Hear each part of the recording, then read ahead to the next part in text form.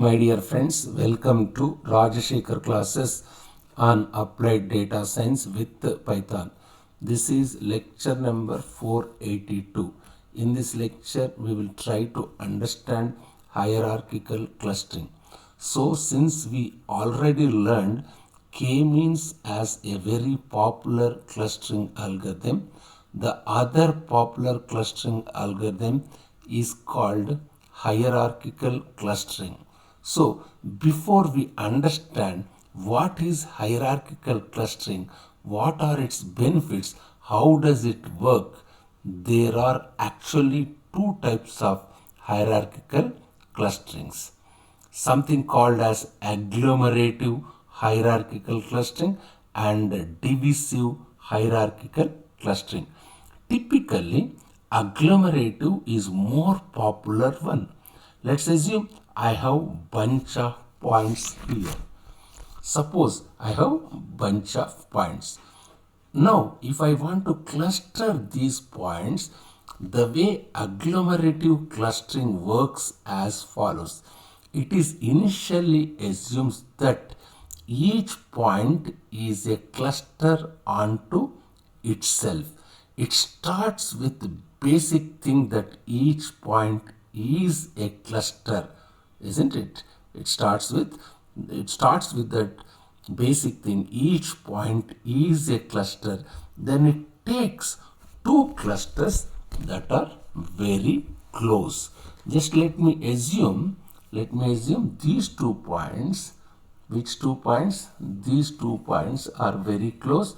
Just I am combining them, isn't it? In similar manner, let me assume these 2 points are very close. That's fine. I am combining them. Just let me imitate same procedure. Just I am assuming these 2 points are very close. I am combining them.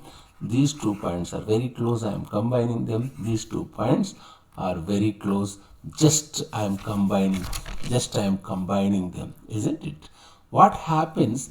Initially, we started with how many points? Actually, this is not 13 points, 14 points. If you count, there are 14 points, and each individual point is a cluster. Therefore, how many clusters we have?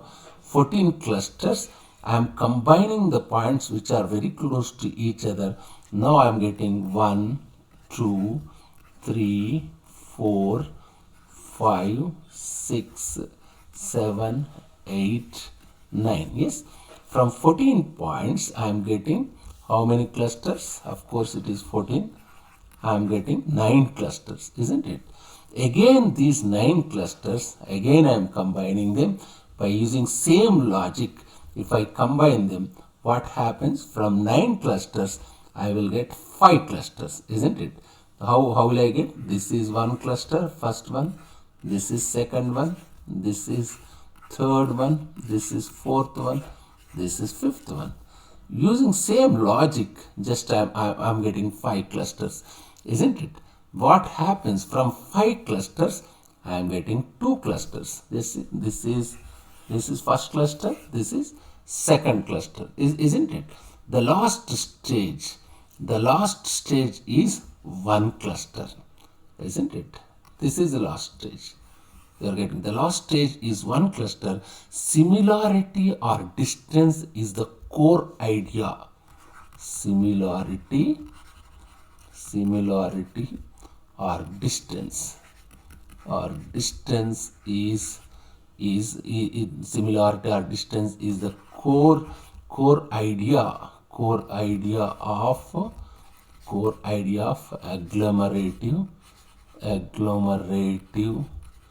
agglomerative clustering, isn't it? So as we go down, so in agglomerative clustering, we start with each point is one cluster. We starts with each. There are 14 points. We are assuming that each point has a cluster. So in agglomerative clustering, we are starting with each point is an individual cluster, and we are grouping these clusters based on some sense of similarity or distance. This is the core idea of agglomerative clustering. So as we go down with each iteration, this is your iteration 1. Which one? This is, let me say, this is iteration 1. This is iteration 1, isn't it? This is iteration 2. This is iteration 3. This is iteration 4. This is iteration 5. At the end of it, we stopped when we get